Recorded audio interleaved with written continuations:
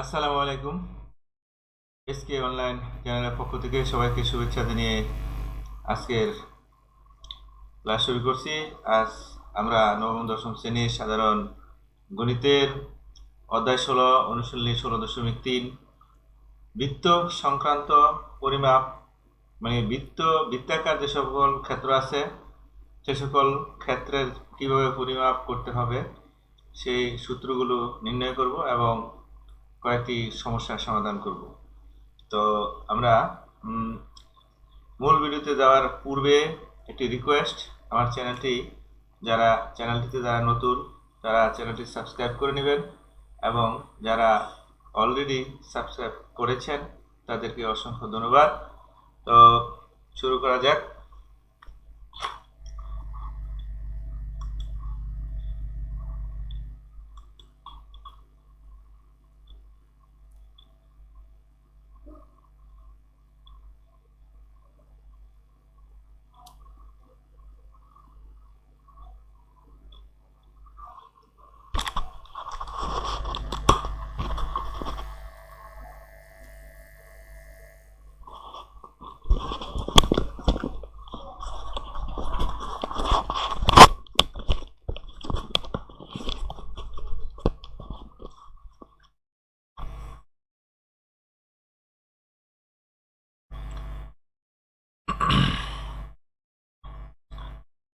তো পরিমিতি অধ্যায় 16 অনুশীলনী 16.3। তো এখানে আছে বৃত্ত সংক্রান্ত পরিমাপ। আর এই বৃত্ত সংক্রান্ত পরিমাপ মানে বৃত্তাকার যে সকল ক্ষেত্র আছে তা পরিমাপ করার জন্য আমাদের কি কি সূত্র দরকার সেই সূত্রগুলো আগে প্রতিষ্ঠা করব। প্রথমে বৃত্তের পরিধি, তারপর বৃত্তাংশের দৈর্ঘ্য কিভাবে নির্ণয় করতে হবে, তারপরে 3 নাম্বার হলো বৃত্তক্ষেত্র এবং বৃত্তকলার ক্ষেত্রফল কিভাবে নির্ণয় করতে হবে। তো আমরা প্রথমে বৃত্তের পরিধি, এটা আমরা অনেকটা জানি আগে। যেমন এখানে একটা বৃত্ত আছে, বৃত্তের কেন্দ্র হলো ও আর পরিধির উপরে এ একটা বিন্দু। ও থেকে এই এ পর্যন্ত যেটা হলো এটাকে ব্যাসার্ধ বলি। আমরা জানি বৃত্তের কেন্দ্র থেকে পরিধি পর্যন্ত দূরত্বকে বৃত্তের ব্যাসার্ধ বলে, ব্যাসার্ধকে আমরা এখানে আর ধরলাম। আচ্ছা, এখন বৃত্ত সংক্রান্ত পরিমাপের বিস্তারিত আলোচনা করি। 1 নাম্বার বৃত্তের পরিধি। আমরা জানি বৃত্তের দৈর্ঘ্যকে বৃত্তের পরিধি বলা হয়। আমরা জানি বৃত্তের দৈর্ঘ্যকে বৃত্তের পরিধি বলা হয়। কোনো বৃত্তের ব্যাসার্ধ যদি আর হয় এবং এর পরিধি হবে, এর পরিধি আমরা এখানে পরিধিকে সি দিয়ে ধরছি, পরিধি হবে সি সমান 2 পাই আর। পরিধি হবে সি সমান 2 পাই আর। এখানে আর আমরা জানি, আর তো ধরছি পরিধি, এখান থেকে মাপলে আমরা নির্ণয় করতে পারবো যে আর এর দৈর্ঘ্য কত আছে। কিন্তু পায়ের মান, এটা পাই, এই পায়ের মান আমাদের একটা আছে, নির্দিষ্ট একটা মান আছে, এটা ধ্রুবক পদ। হ্যাঁ, যেখানে পায়ের মান হলো একটি অমূলদ সংখ্যা। এখানে এটা অমূলদ সংখ্যা, এই যে 3.14159265 আরও আছে, আরও ডিজিট আছে। হ্যাঁ, এই জন্য এটা কত আছে নির্দিষ্ট নাই, এই জন্য এটাকে বলা হয় অমূলদ সংখ্যা। এটাকে ভগ্নাংশ আকারে প্রকাশ করা যায় না, বিধায় এটা অমূলদ সংখ্যা। তো পায়ের আসন্ন মান, পায়ের আসন্ন মান হিসাবে পায়ের আসন্ন মান হিসাবে এত ব্যবহার করা যায়। এখান থেকে কিছু ডিজিট বাদ দিয়া, 9টা বাদ দিয়ে 5-এর সাথে যোগ করে 16, আমরা এই দশমিকের পরে 4 ঘর, এই মানটি আমরা ব্যবহার করে থাকি। তো সুতরাং কোনো বৃত্তের ব্যাসার্ধ জানা থাকলে পায়ের আসন্ন মান ব্যবহার করে বৃত্তের পরিধির আসন্ন মান নির্ণয় করা যায়। অর্থাৎ ব্যাসার্ধ, বৃত্তের ব্যাসার্ধ যদি আমরা জানতে পারি, তাহলে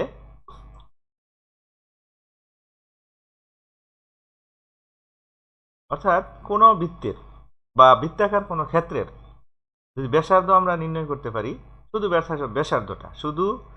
ব্যাসার্ধ অর্থাৎ কেন্দ্র থেকে পরিধি পর্যন্ত দূরত্ব যদি আমরা কোনো না কোনোভাবে জানতে পারি, তাহলে তার ক্ষেত্রফল আমরা নির্ণয় করতে পারি, বা এবং এর পরিধিও বের করতে পারি, ক্ষেত্রফলও বের করতে পারি, পরিধিও বের করতে পারি। তো তো এই হলো বৃত্তের পরিধির ব্যাপার। অর্থাৎ এবং কিভাবে বের করতে পারবো, পায়ের আসন্ন মান ব্যবহার করে আমরা পরিধি এবং ক্ষেত্রফল বের করতে পারবো। তো আমরা এবারে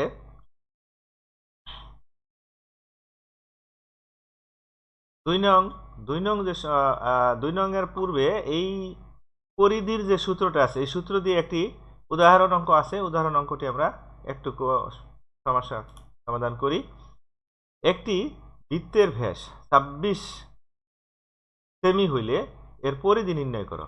এখানে ব্যাসের কথা বলা হয়েছে, অর্থাৎ পরিধির উপরস্থ যে কোনো দুটি বিন্দুর সংযোজক রেখা যদি কেন্দ্রের মধ্যে দেওয়া যায় তাকে ব্যাস বলে, অথবা ব্যাসার্ধের দ্বিগুণকে ব্যাসার্ধ বলা হয়, কি বলা হয়? ব্যাস বলা হয়। তাহলে এখানে নির্ণয় করতে বলা হয়েছে পরিধি। তো মনে করি বৃত্তের ব্যাসার্ধ আর,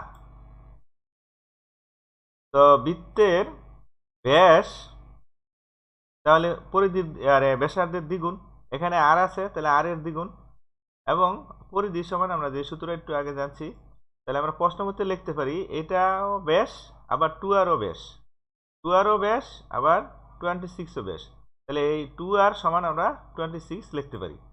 তো লিখতে গেলে কি পাই? এখন উভয় পক্ষকে যদি 2 দিয়ে ভাগ করি তাহলে আর এর মান আমরা পাইতেছি, আর এর মান হলো 13 সেমি, 13 মানে 13 সেন্টিমিটার। তাহলে এখন আমাদের পরিধি বের করা কোনো কঠিন ব্যাপার নয়। পরিধি অর্থাৎ পরিধি সমান 2 পাই, আর এখানে পাইয়ের মান আর এর মান বসাই দিয়ে গুণ করে ক্যালকুলেটরের সাহায্যে আমরা গুণ করলেই হয়ে যাবে। তো তাহলে ক্যালকুলেটরের সাহায্যে গুণ করে আমরা পাই কত? 81, মানে 81.68 সেমি, 81.68 সেমি। তো এরপরে আমরা বৃত্তাংশের দৈর্ঘ্য কিভাবে নির্ণয় করতে হবে সেটা আমরা দেখাচ্ছি। এখানে একটা বৃত্ত অঙ্কন করলাম, এর কেন্দ্র ও এবং পরিধির উপর এ এবং বি দুটি বিন্দু, তাহলে এ বি একটা চাপ বা বৃত্তাংশ, একে আমরা এস ধরবো, আর ও থেকে এ পর্যন্ত আর মানে ব্যাসার্ধ আর ধরবো, এবং এস চাপ দ্বারা উৎপন্ন কোণ থিটা ধরবো। তো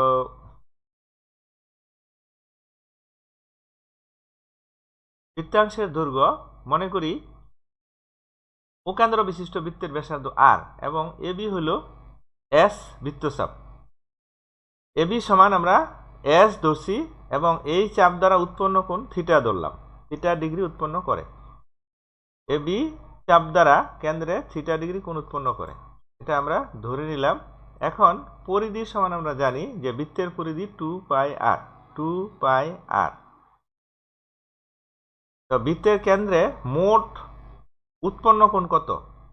বৃত্তের এই চাপ মানে বৃত্তের এই কেন্দ্রে কত ডিগ্রি কোণ? 360 ডিগ্রি, এটা আমরা জানি।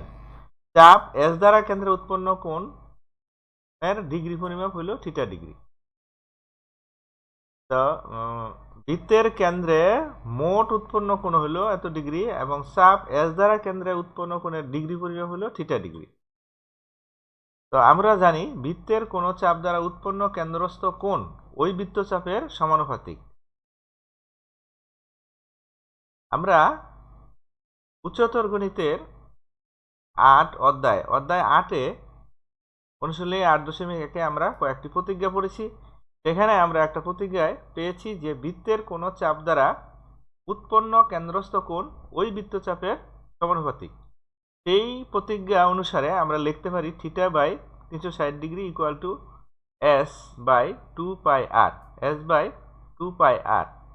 এখানে বলছে চাপ দ্বারা উৎপন্ন কোণ ওই বৃত্তচাপের, যেই চাপ মানে করে এবি চাপ দ্বারা উৎপন্ন কোণ থিটা, তাহলে উৎপন্ন কোণ মানে থিটা সমানুপাতিক চাপ এবি, এটা আমরা লিখতে পারি। এই সূত্র ধরে আমরা এই ফিগারটা বসাইতে পারি।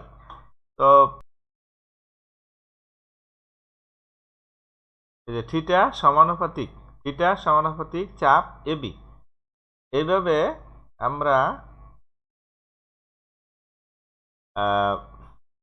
এই কন্ডিশনটা লিখতে পারি, মানে এই আকার নিতে পারি যে আমি আবার বলছি, আমরা জানি বৃত্তের কোনো চাপ দ্বারা উৎপন্ন কেন্দ্রস্থ কোণ ওই বৃত্তচাপের সমানুপাতিক, অতএব আমরা এটা লিখতে পারি।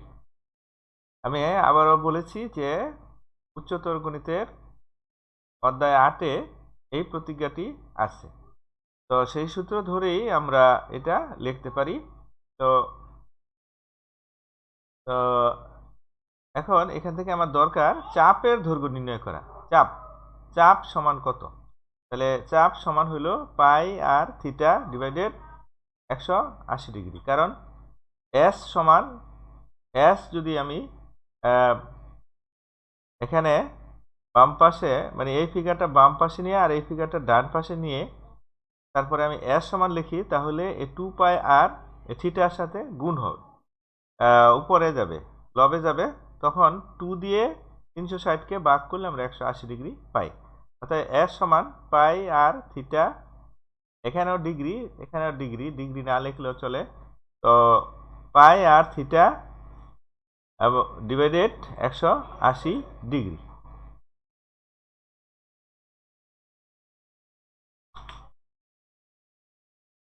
এটা হলো বৃত্তাংশের দৈর্ঘ্য।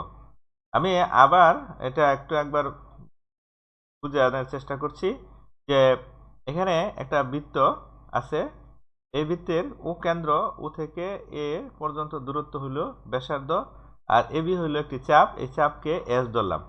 এখন এবি চাপ দ্বারা উৎপন্ন কোণ হলো থিটা ডিগ্রি। তো এটা ধরে আমরা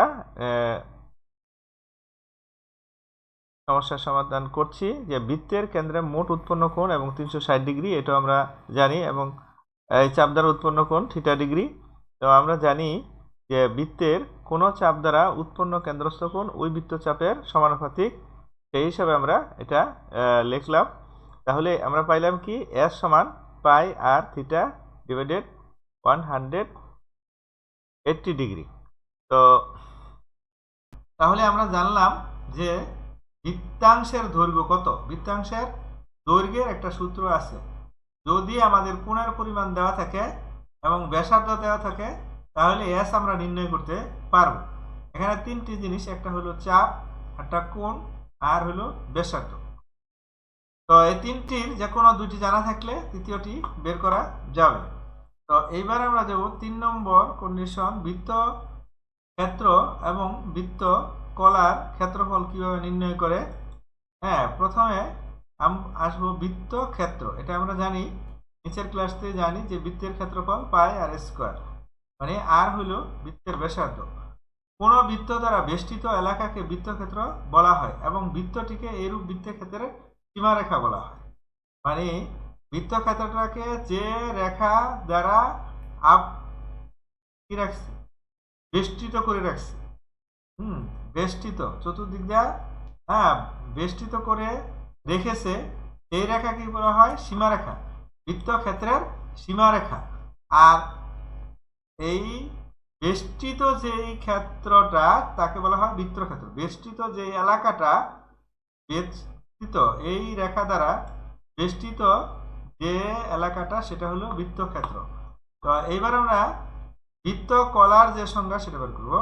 একটি চাপ ও চাপের প্রান্তবিন্দু সংশ্লিষ্ট, একটি চাপ এবং চাপের প্রান্তবিন্দু সংশ্লিষ্ট ব্যাসার্ধ দ্বারা বেষ্টিত ক্ষেত্রকে বৃত্তকলা বলে। এখন এবি চাপ বলছে প্রান্তবিন্দু দ্বারা, তাহলে এ হলো এই চাপের একটা প্রান্তবিন্দু, বি হলো আরেকটা বিন্দু, এবং এই প্রান্তবিন্দু দিয়া যে ব্যাসার্ধটা সংশ্লিষ্ট যে ব্যাসার্ধটা অঙ্কন করা যায়, মানে ও থেকে বি পর্যন্ত হলো ব্যাসার্ধ, আবার ও থেকে এ পর্যন্ত হলো ব্যাসার্ধ। তাহলে এই যে দুইটা ব্যাসার্ধ আর এই চাপ, এই তিনটা মিলা যে ক্ষেত্র সৃষ্টি করেছে এই ক্ষেত্রটা হলো বৃত্তকলা। এটা হলো বৃত্তকলা। একটি চাপ এবং চাপের প্রান্তবিন্দু সংশ্লিষ্ট ব্যাসার্ধ দ্বারা বেষ্টিত ক্ষেত্রকে বৃত্তকলা বলে। আশা করি সবাই বুঝতে পারছো। এবারে ও কেন্দ্র বিশিষ্ট বৃত্তের পরিধির উপর এ ও বি দুটি বিন্দু হলে কোণ এ ও বি এর অভ্যন্তরে ওএ এবং ওবি ব্যাসার্ধ এবং এবি চাপের সংযোগে গঠিত, এবং এবি চাপের সংযোগে গঠিত হলো বৃত্তকলা। যে কথাটা আমি আগেই বলেছি যে এবি চাপ এবং ওএ এবং ওবি ব্যাসার্ধ দ্বারা যে একটা হলো বক্ররেখা আর দুইটা হলো সরলরেখা দ্বারা যে আবিষ্টিত মানে কি বেষ্টিত যে ক্ষেত্রটা আছে তাকে বলা হয় বৃত্তকলা। পূর্বের শ্রেণীতে আমরা শিখে এসেছি যে বৃত্তের ব্যাসার্ধ আর হইলে বৃত্তের ক্ষেত্রফল পাই আর স্কয়ার। পাই আর স্কয়ার ব্যাসার্ধ যদি আর হয় তাহলে ক্ষেত্রফল তার পাই আর স্কয়ার হয়। এবারে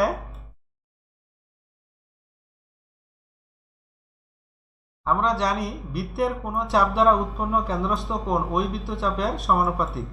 আমরা সেই হিসাবে লিখতে পারি যে এ পর্যায়ে আমরা স্বীকার করে নিতে পারি যে একই বৃত্তের দুটি বৃত্তাংশ ক্ষেত্র এরা যে চাপ দুটির উপর দণ্ডায়মান এদের পরিমাপ সমানুপাতিক। এখন আমরা স্বীকার করে নিতে পারি যে একই বৃত্তের দুটি বৃত্তাংশ বলতে এখানে আমি দুইটি বৃত্তাংশ ধরছি, একটা হলো এবি বৃত্তাংশ আর একটা হলো এসি বৃত্তাংশ। একটা হলো এসি আর একটা হলো এবি, দুটি বৃত্তাংশ আছে এবং দুটি চাপ দ্বারাই দুটি কোণ উৎপন্ন করে। একটা হলো এবি চাপ দ্বারা উৎপন্ন করে থিটা কোণ আর এসি চাপ দ্বারা উৎপন্ন করে 90 ডিগ্রি, কারণ এই ওসি রেখাটা এ উ এর উপর লম্ব। কাজেই এসি চাপ দ্বারা উৎপন্ন কোণ 90 ডিগ্রি আর এবি চাপ দ্বারা উৎপন্ন কোণ হলো থিটা ডিগ্রি। তো এই পর্যায়ে আমরা স্বীকার করে নিতে পারি যে একই বৃত্তের দুটি আমি আবার বলছি যে এ পর্যায়ে আমরা স্বীকার করে নিতে পারি যে একই বৃত্তের দুটি বৃত্তাংশ ক্ষেত্র এবং এরা যে চাপ দুটির উপর দণ্ডায়মান দুইটি বৃত্তাংশ ক্ষেত্র একই বৃত্তের দুইটি বৃত্তাংশ ক্ষেত্র, একটা হলো এ ও বি আর একটা হলো এ ও সি। এখানে দুটি ক্ষেত্র এবং এরা দণ্ডায়মান কোথায়?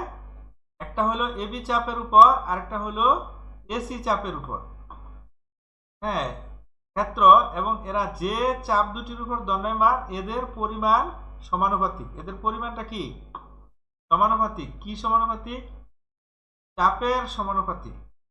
যে চাপ দুটির উপর দণ্ডায়মান এর পরিমাণ সমানুপাতিক, ওই ক্ষেত্র এবং এর কি সমানুপাতিক। তাহলে মনে করি ও কেন্দ্র বিশিষ্ট বৃত্তের ব্যাসার্ধ আর, এ ও বি বৃত্তকলা ক্ষেত্রটি এ পি চাপের উপর দণ্ডায়মান। মনে করি ও কেন্দ্র বিশিষ্ট বৃত্তের ব্যাসার্ধ হলো আর, এই যে আর মানে ও থেকে সি পর্যন্ত, ও থেকে বি পর্যন্ত, ও থেকে এ পর্যন্ত সবগুলোই ব্যাসার্ধ। আমরা ধরে নিলাম যে বৃত্তের ব্যাসার্ধ হলো আর। এ ও বি একটা বৃত্তকলা ক্ষেত্রটি কোথায়, কোন চাপের উপর? এপিবি চাপের উপর দণ্ডায়মান, যার ডিগ্রি পরিমাপ হলো থিটা। একটু আগে এটা আমি আবার বলছিলাম। এখন ও এর উপর ওসি লম্বটানি, কি ও এর উপর ওসি লম্বটানি, ও এর উপর ওসি লম্ব টানি। এখন আমরা লিখতে পারি অনুপাতটা যেহেতু সমানুপাতিক, তাহলে বৃত্তকলা এ ও বি এর ক্ষেত্রফল কোণ এ ও বি এর পরিমাণ, এই কোণের পরিমাণ থিটা ডিগ্রি, আর বৃত্তকলা এ ও সি এর ক্ষেত্রফল কোণ এ ও সি এর পরিমাণ। এ ও সি এর পরিমাণ হলো 90 ডিগ্রি আর এ ও বি এর পরিমাণ হলো থিটা ডিগ্রি। আমরা মানগুলা বসাই, তাহলে বৃত্তকলা এ ও বি এর ক্ষেত্রফল থিটা বাই 90 ডিগ্রি, যেহেতু এ ও সি সমান 90 ডিগ্রি। সন্দেহ নাই, কারণ এটা লম্ব হয়েছে, সমকোণ হয়েছে, এটা 4/1 ভাগ পরিধির, এসি হলো 4/1 ভাগ। আচ্ছা, এখন আমরা যেটা যাচ্ছিলাম এখান থেকে আমরা বের করব বৃত্তকলার ক্ষেত্রফল। বৃত্তকলা কোনটা? মানে এ ও বি এর ক্ষেত্রফল আমরা বের করব। তাহলে এই বৃত্তকলা এ ও সি এর ক্ষেত্রফলটা আমরা ডান পাশে নিয়ে যাই। বৃত্তকলা এ ও বি এর ক্ষেত্রফল থিটা বাই 90 ডিগ্রি ইন্টু বৃত্তকলা এ ও সি এর ক্ষেত্রফল। বৃত্তকলা এওসি এর ক্ষেত্রফল। তাহলে এওসি এর ক্ষেত্রফল হইলে, কিন্তু বৃত্তকলা এওসি এর ক্ষেত্রফল কত? মানে বৃত্তের ক্ষেত্রফলের সমান। বৃত্ত বৃত্ত মানে এই যে আবার বলছি আমি, এখানে এ ও সি এর ক্ষেত্রফলটা কত? এই টোটাল বৃত্তের ক্ষেত্রফল যা আছে তার 4/1 কারণ এটা লম্ব হয়েছে, কারণ এটা 4টা, মানে টোটাল কোণ হইল 360, তাহলে এটুকু হইল কত কোণ? 90°। তাহলে ক্ষেত্র হবে কত? 4/1। তাহলে যেহেতু বৃত্তের ক্ষেত্রফল হলো পাই আর স্কোয়ার, তাহলে বৃত্তের এখানে মানে এওসি এর বৃত্তকলা এওসি এর ক্ষেত্রফল কত?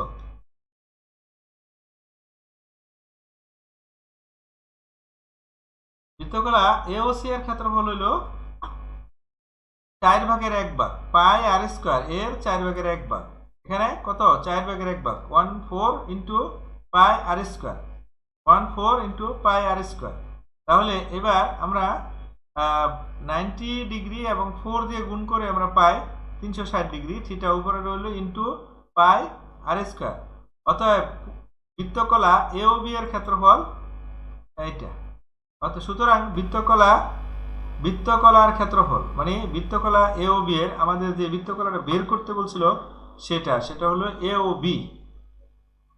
ও বি যে বৃত্তকলা আছে, হ্যাঁ, ওই তার ক্ষেত্রফল বের করতে বলছিল।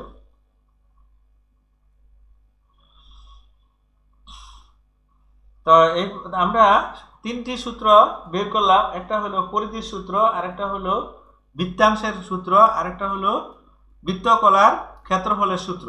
তো এগুলি আমরা ব্যবহার করে এই অধ্যায়ে যতগুলা অঙ্ক আছে, সেগুলা সমস্যা আছে সমাধান করব। তার পূর্বে আমরা যে উদাহরণের যে অঙ্কগুলো আছে আমরা এগুলি করে নিব। তো উদাহরণের মধ্যে আমরা 18 নম্বরটা করেছি, এখন আমরা করব 19 এবং 20 নাম্বার দুটো অঙ্ক আছে, এটি করি। তো 19 নাম্বারটি, উদাহরণ 19, একটি বৃত্তের ব্যাসার্ধ 8 সেন্টিমিটার এবং একটি বৃত্তচাপ কেন্দ্রে 56° কোণ করলে বৃত্তচাপের দৈর্ঘ্য ও বৃত্তকলার ক্ষেত্রফল নির্ণয় করো। প্রশ্নটা হলো, একটি বৃত্তের ব্যাসার্ধ 8 সেন্টিমিটার মানে 8 সেন্টিমিটার এবং বৃত্তচাপ কেন্দ্রে 56 মানে 56° কোণ উৎপন্ন যদি করে, তাহলে বৃত্তচাপের দৈর্ঘ্য এবং বৃত্তকলার ক্ষেত্রফল নির্ণয় করতে বলা হয়েছে। এখানে আমরা দুটি অঙ্কই করব মাত্র, মানে একটি অঙ্কের মধ্যে দুটি উত্তর চাইছে। একটা হলো বৃত্তচাপের দৈর্ঘ্য নির্ণয় করতে বলছে, আর একটা হলো বৃত্তকলার ক্ষেত্রফল নির্ণয় করতে বলছে।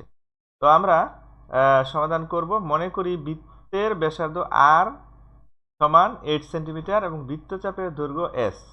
বৃত্তচাপের দৈর্ঘ্য আমরা এস ধরে নিলাম এবং বৃত্তচাপ দ্বারা কেন্দ্রে উৎপন্ন কোণ থিটা কোণ 56° দেওয়া আছে, এটা দেওয়া আছে এবং ব্যাসার্ধ 8 দেওয়া আছে। শুধু বৃত্তচাপের দৈর্ঘ্য আমাদের নির্ণয় করতে হবে।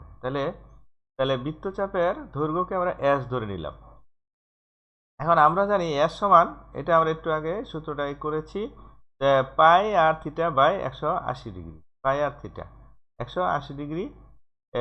এখানে তাহলে আমরা এখানে যদি মান বসাই দিই, মান বসাই দিয়া ক্যালকুলেটর দিয়ে আমরা এই মানটা বের করতে পারি। তো কত বের হয় এটা ক্যালকুলেশন করলে? এখানে 7.82 সেমি প্রায়, 7.82 সেমি প্রায়, এটা পাইলাম আমরা বৃত্তচাপের দৈর্ঘ্য পাইলাম। এবং বৃত্তকলার ক্ষেত্রফলের যে সূত্রটা সেটাও এখানে বসাইলাম, theta by 360° into pi r square. এটা হলো, এখন এখানে পাইয়ের মান আমাদের জানা আছে এবং আর এর মানটা এখানে দেওয়া আছে 8 সেন্টিমিটার। তো এটা আমরা বসাইলে আমরা কি পাই, যে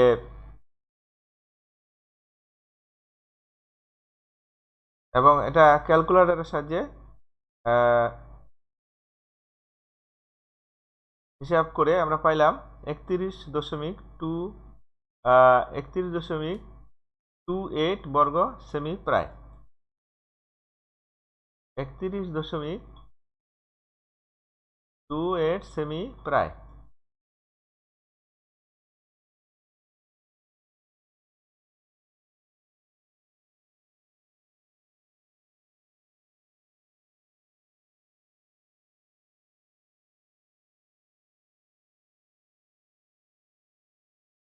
এখন আমরা 20 নাম্বার যে উদাহরণটি আছে সেটি করব।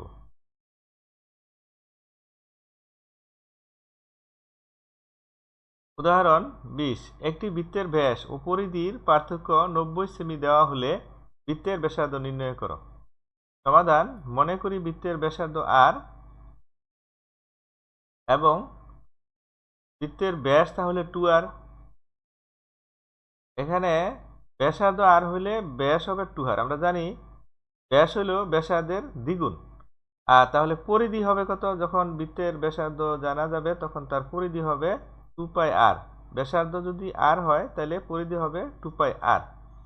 এখানে বলছে ব্যাস ও পরিধির পার্থক্য, তাহলে 90 সেমি দেওয়া আছে, তাহলে বৃত্তের ব্যাসার্ধ নির্ণয় করতে বলেছে। তাহলে আমরা প্রশ্নানুসারে লিখতে পারি পরিধি বিয়োগ, কারণ পরিধি এখানে বড় আর ব্যাস হলো ছোট, তাহলে পরিধি থেকে ব্যাসটা বিয়োগ করি। আর বিয়োগ ফল আবার দেওয়া আছে কত? 90 সেমি। তো এখানে আমরা এখান থেকে আর কমন নেই, আটটা কমন নিলে কি হয়? অথবা প্রথমে 2 দিয়ে উভয় পক্ষকে ভাগ করে নিলেও আমরা পারি, অন্যভাবে করা যায় যেভাবে আমি করছি। তো এখানে পায়ের মানটা বসাই দিই। পায়ের মানটা বসাই দিলে কি পাই? যে ক্যালকুলেশন করে আমরা পাই 21.01 সেমি প্রায়। এটা হলো সেমি, সেমিতে দেওয়া আছে। তো কার মান পাইলাম? এটা আর এর মান। আমার কাছে চাইছে কি বৃত্তের ব্যাসার্ধ নির্ণয় করতে বলছে। তো আমরা এইভাবে নির্ণয় করলাম, অন্যভাবেও করা যায়। অতএব নির্ণয়ে বৃত্তের ব্যাসার্ধ 21.01 সেমি প্রায়। তো আজ এই পর্যন্ত। আমরা পরবর্তীতে 21 থেকে শুরু করব এবং বাকি অঙ্কগুলো করার চেষ্টা করব।